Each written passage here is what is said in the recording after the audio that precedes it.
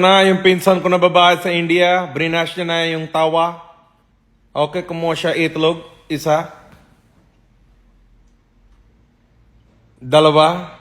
Wow. Tatlo na itlog. Si Insan, may hangover kasi yung si tito ko kagabi. Kaya si Insan ko muna lagay niya na salt. Mekas-mekas na ni Insan yan. Tornado! Tornado mo na! Naturuan na yan ni tito. Nice one! Well done, Insan! Well done, okay? Ano na next yan, Insan? Oh, sibuyas, oh, of course. You're not an Indian if you don't eat onion. So, if Indian ka, mahal mo mga Indian, kailangan ka na kain sibuyas. Minekas na ni Insan yung, okay, tornado niya na ulit. Mekas niya na with sibuyas. Sabay lagay na. Ayun. Sobra na galing talaga Insan ko. Very proud of you, baby girl. Our parents love you.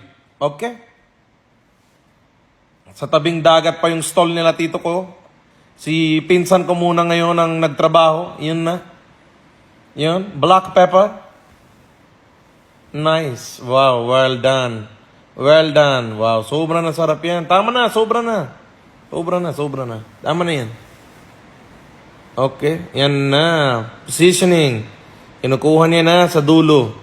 Sobra na galing talaga yan, Insan ko. Yun. Oh! Balik mo. Okay, nice. Oh! Hoy, Insan, ano na? Namamadali ka ba? Nice. Wow, cooking. Wow. Nice, Insan. Very proud of you. Yan na po yung omelet. Ano pa ilalagay natin, Insan? Ano nakuha mo yan? Oh, corn. Hindi niya kinamay yung corn. Nice. I love it.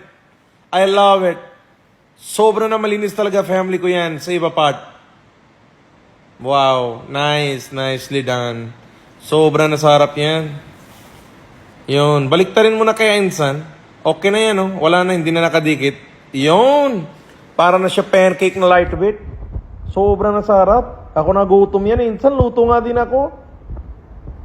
Lutungan mo na ako yan. Isa ng order. Padala mo na dito, Philippine Onion. Wow. Yun. Press mo na yan para luto na. Oh, wow.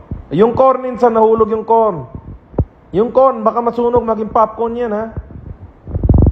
Okay, ano na kinukuha ni Insan ko yan? Plato, paper plate. Wow.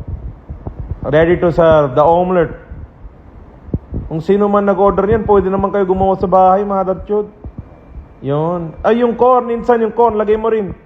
Nice, sobra na hami.